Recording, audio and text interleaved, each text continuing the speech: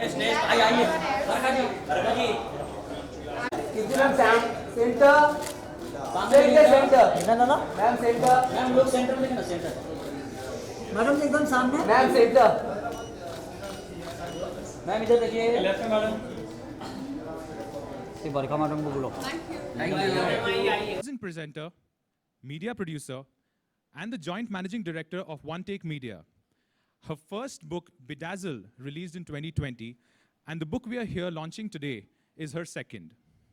Please join me in welcoming the woman of the hour, the author herself, Dr. Shamali Khera.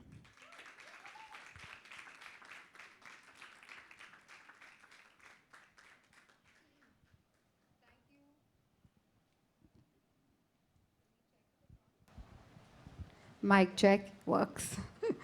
Thank you so much, everyone, for making it. My heart is really full seeing all of you here. I've been waiting for this day to announce and share more about this book. So thank you to each and every one of you who could make it on a Friday evening. And I can't wait to uncover this book with the wonderful panelists that we have. So let's get them on board as well. Thank you, Shamali. So please join me now in welcoming our esteemed panelists for today, who will bring to life the various themes in this book and share their own personal stories of bringing remarkable women in their own chosen fields. Our first panelist is known for her fearless portrayal of complex characters on screen. She has proved her acting prowess in films like Pink, Indu Sarkar, Mission Mangal, Uri, Blackmail, and also OTT series like Four More Shots Please and Human. Aiming to prove her mettle with her recently opened production house, please join me in welcoming talented actor and producer, Miss Kirti Kulhari.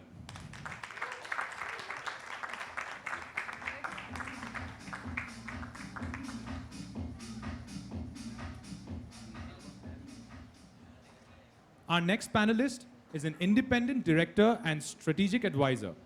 She brings with her over 30 years of experience in media and has led teams at Discovery, Star, HBO, and amongst others. Awarded as the Woman of the Decade in Media in 2018 by the World Economic Forum, please join me in welcoming the media powerhouse, Ms. Megha Tata.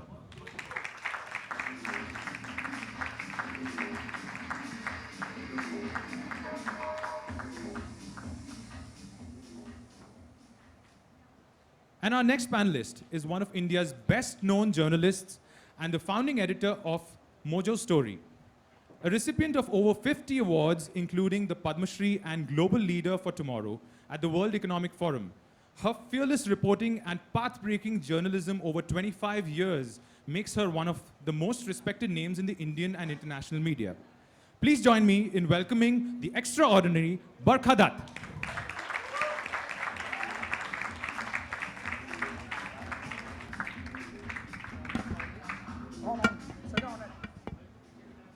Thank you very much, everyone, for being here.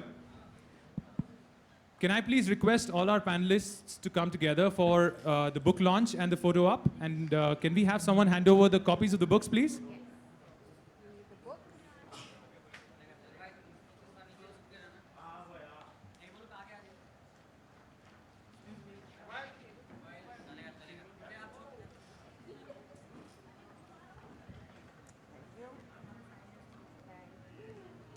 Can we have a big round of applause, please, ladies and gentlemen?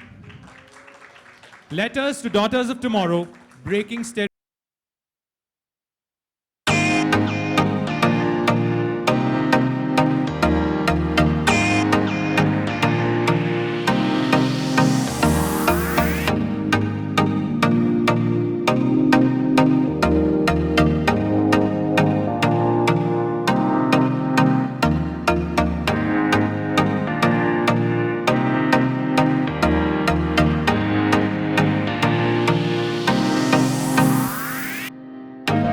Sure, each one of us in this room is very eager to know more about this book. So, Barkha, can I have you take over, please? Thank you. Thank you so much. Are you all able to hear me in the room? Okay. So just before we get started, I think it'll be much more interesting if this is interactive, if you also share your stories, if something that we speak about has resonance, if you have gone through something similar, or you don't agree at all with what the four of us are saying. I think that's quite impossible, actually. But well, if you would dare to disagree with us, how dare you? But more seriously, do raise your hand, and you don't actually have to wait for a formal Q&A. It'll be much more interesting if you take part in it as we are talking. So let's get started. Letters to Daughters of Tomorrow is an interesting concept because it presupposes that we can actually tell girls of another generation, hey, this is how to do it, this is what we did right, and this is what we did wrong, right?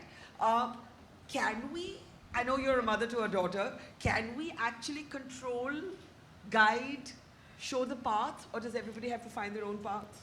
So this is exactly the contradictory speech that was going in my head when I was writing this, because the book is about giving authority and agency to the girl, to the daughter, to the women of tomorrow. And then I'm like, 1 second, who are you to tell them what to do? Because the book is about give them the privilege and the freedom to choose. And but I realized the constant tone that I'm using while writing is like, this is what I feel has worked for me. It might work for you. And like I earlier said, if I can save you the 10 years of trouble of learning the same lesson that I did, I'd rather you have it from me. So, and having a daughter, yes, you can't really tell them what to do because they do have a mind of their own, and it's actually amazing that they do. But you do want to guide them or, show them what can be done. So I want to ask all three of you the same question to start with. What is the one thing you wish somebody had told you when you were younger that you had to go through life to discover, that you kind of said, oh, I wish I'd kind of made my peace with that or understood that or learned that much earlier? I'll start with you. A very good evening, everyone. I think the one thing that I really had a lot of trouble dealing with and making sense of and understanding throughout my life, till say about 7-8 years ago, was the fact that I was a very sensitive person, and I'm still a very sensitive person. But what I didn't know then, that I know today, is how to handle my emotions. There was a time that I almost felt sorry about the fact that I was so sensitive about everything, that everything would hurt me and everything would make me probably start crying, and I didn't have the tools or the understanding or the support from around me to really tell me that, listen, sensitivity is not the problem. The problem is to be able to handle your emotions. The EQ that we talk about, emotional, quotient, I somehow took a while to finally arrive at, okay, this is how I deal with my emotions, and this is exactly one of the things that I would like to pass on to anybody around me, Do you think that sensitivity came from, so we had the chance to talk when we were sitting outside, and I discovered something about your life, so I'm going to, with your permission, ask you about it. Do you think that sensitivity or that heightened sense of sensitivity came from the fact that you grew up knowing that your grandmother wanted a boy? You were 3 sisters and a brother. Yeah. And you were that third daughter. I'm going to cry, Barkha. And I'm just it's kidding. okay. I'm just kidding. And guess what? I will cry with you, and it's absolutely No. fine. But honestly, how does it shape a child to grow up knowing that somebody in their family didn't want them? Yeah, I mean, yes, I think while, as I said, so my grandmother sort of fainted when she heard the news that I was the 3rd girl born in the family. And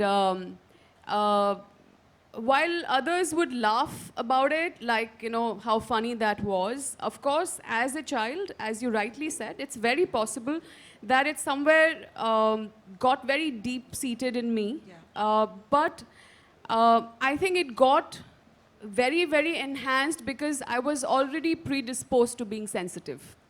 So I think my sensitivity and this thing happening to me, maybe at moments combined together, would probably bring out that or make me feel more sensitive than normal.